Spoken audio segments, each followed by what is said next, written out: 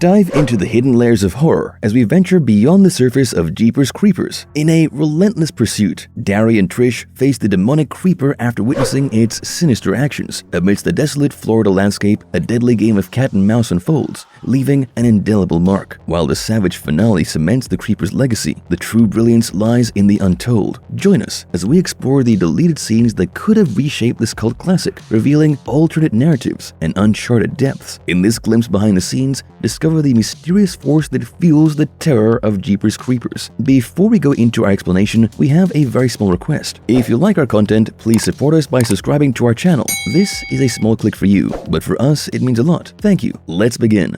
The stop sign. Right at the beginning of the movie, before the siblings reach the RV, Trish annoyingly points out that Dari missed a stop sign, and he laughs by saying that it's okay because there's no other vehicle in sight. Dari smiles as he remembers an incident when he had just turned 15 and Trish was teaching him how to drive in their mom's wagon in a mall parking lot. Dari crashed into the only tree in the parking area, and they both had to lie about it to their mom. Both take a moment to relive it and share a laugh. This scene would have showcased the spat and support relationship between the two protagonists.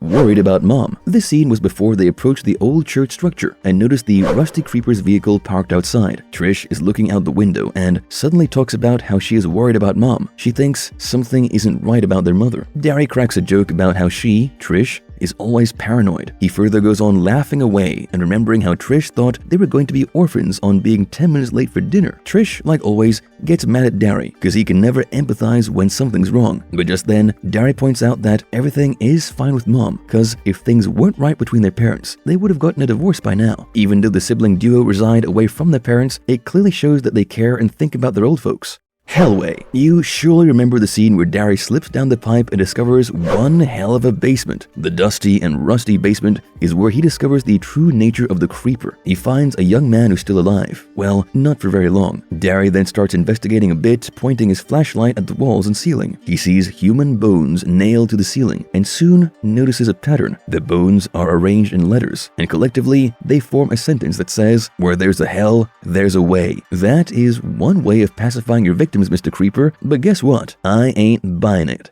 Director's cameo. Undoubtedly, one of the creepiest scenes is when Dari discovers the well-preserved bodies stuck to the wall, like some twisted medieval wall art. Well, one of those pure souls hanging was supposed to be the director of the movie, Victor Salva, but unfortunately, it couldn't make it to the final cut. If you ask me, I guess he wasn't ready to flaunt his beach body on the big screen. Drive to the diner. So the scene where Dari finally escapes the horrific basement and the siblings are on the way to the diner. Dari is showing signs of a PTSD victim and refuses to talk. Well, that could have been a scene where Trish bursts out at Dari, demanding him to speak. Dari is still shivering but speaks up. He doesn't want to reveal the horror he witnessed down there. However, he does talk about something specific. The prom couple that went missing 23 years ago saw their bodies stitched together and well preserved. In the final cut, Dari doesn't reveal this until the cops question them. Maybe the PTSD Dari was the character the director was going for. Mocking the lovers. After the diner incident, Trish and Dari leave with the cops escorting them. The duo has a lighthearted conversation after everything that happened on that day. The siblings then go ahead and start mocking each other's love interest from the past. Dari even goes on to compare one of Trish's lovers to a homeschooled Cro-Magnon man. Trish isn't the one to quietly joke at herself, and she takes a sharp jab at Dari by saying his best technique to get girls is getting them drunk and making them kiss his belly tattoo. This scene isn't much of relevance, other than the fact that it shows their cute little bond, which can be seen enough number of times already. Creeper attack. Alright, now this scene is again one of those that I'm glad wasn't in the final cut. Here's why. It's the scene where the duo arrives at the old lady's house who's an illegal cat breeder. Just kidding, she's just crazy. That's when the sibling duo encounter the creeper face to face for the first time. After killing the lady and dragging her to the door where Trish and Dari stand in shock, the creeper says she doesn't smell, and that is the ultimate red flag for me. I mean, come on, the scariest part of the creeper is that he can't verbally communicate, but hey, it all settles well in the end. Kudos to the final cut. Calling home. After the crazy encounter with the creeper and running him over, Trish and Dari are at the Poho police station. As Trish finishes her call to her mother and gives her an update about their location, Dari is seen blankly pondering over the incidents. The siblings share their feelings about how they never thought they'd be grateful to see their parents. Well, true, anyone would want to run to their mommy after this. After this rare moment, both are back to their regular selves, calling each other mean and dark names and laughing about it. This scene should have made it, you know, because it shows the gravity of the situation. A demonic killer on your tail terrified these teenagers so much that these carefree souls wish to see their mom and dad. Nevertheless, the creeper makes sure the audience feels the intensity with appearance. The ending. In his deleted ending, the creeper is seen sitting in an old industrial facility with a dimly lit candle setting. The camera pans to the creeper's face as he smirks without an ounce of remorse. If you look closely, you'll notice the creeper appears different from his previous appearances in the movie. And that, fellas, is cause he ate Darry's head and now looks a lot like Darry. This could have given the audience the final chills. However, it also would have taken away the suspense of the creeper. I guess the actual ending is better, where we see newly killed bodies hanging on the walls. And it all ends with Darry's hollowed eye sockets. Boy, that was some dark ending. Jeepers Creepers 2, the opening scene. Yep, there's a deleted scene right at the beginning of the movie, and for good reason. Young Billy is helping his father on the farm like a good lad. Well, the deleted scene shows he ain't that good. You can clearly hear Billy bad-mouthing his brother. That is pretty nasty for a young chap like Billy, especially on the big screen. Like I said, this was deleted for all the right reasons.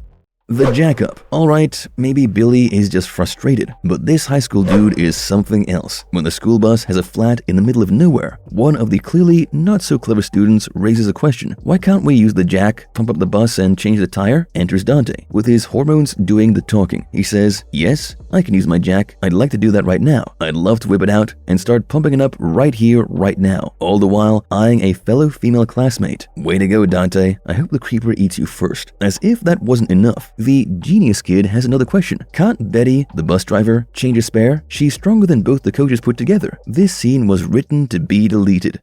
The star weapon. Alright, we've all been intrigued by the star thingy that the creeper throws at his prey. The star-shaped weapon is made of human skin and bones, and also teeth maybe. The first tire burst, leaving Coach Barnes puzzled as he starts to look around and ponder. At the same time, Jack is looking at the dagger left behind by the creeper and is as lost as Barnes. The scene is just to give the audience a moment to sink into the creeper's ways and means. But I guess the creeper has managed to achieve that long in the movie. Since we're talking about the shuriken star-like weapon, here's a fun fact. The second star that hits the school bus can be seen clearly as it is made out of human skin, has a belly button at the center that also has a rose tattoo around it. Do you know what I'm talking about? It was made of Darry from the first Jeepers Creepers.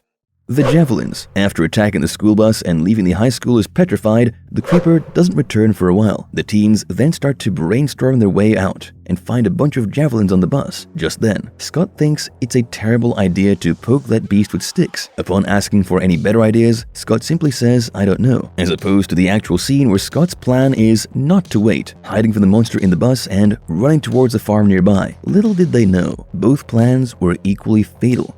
The team clash. After the first flat tire, the guys and girls decide to chill around the fields. The football team decides to sunbathe on top of the bus, and that is when a little argument breaks out about reaching the destination on time and attending a big party. One of them doesn't think the other guys had a chance at picking up girls, as they're not good enough, according to him. Well, your typical high school stuff. The bunch decide to pee together. Yeah, you heard that right. Boys decide to stand shoulder to shoulder and pee. If you ask me, that's some sci-fi stuff right there.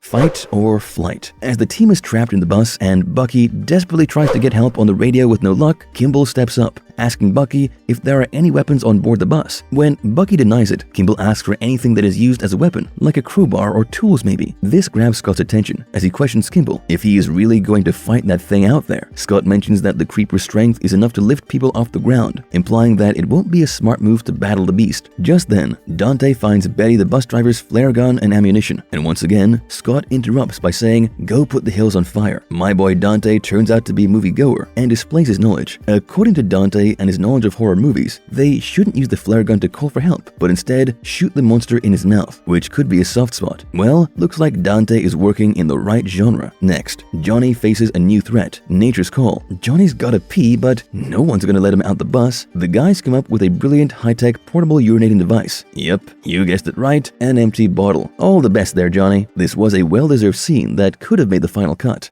Marvelous verdict. These deleted scenes of Jeepers Creepers unveil a hidden layer of the horror narrative, offering a glimpse into the alternate path the story could have taken. Those omitted moments, like buried secrets, provide a deeper understanding of the characters and their fates, while also hinting at unexplored dimensions of the Creepers' evil nature. While these scenes didn't make the final cut, their existence adds to the mystique of the film, letting fans speculate on what might have been. Ultimately, these deleted scenes enrich our appreciation for the craftsmanship that goes into crafting a cult classic, leaving us both satisfied and curious. And if you liked our content, don't forget to leave a like and subscribe to us if you haven't already. Have a good one and be safe. Thanks everyone.